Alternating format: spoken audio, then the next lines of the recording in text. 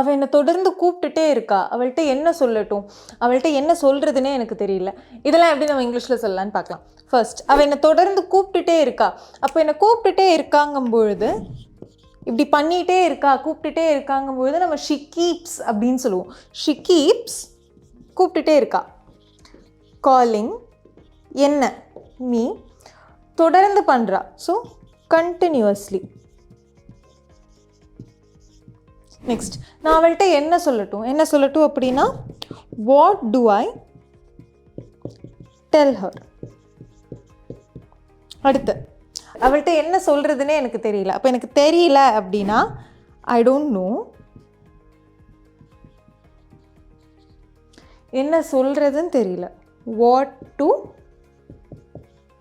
Del அவகிட்ட, her. I don't know what to tell her.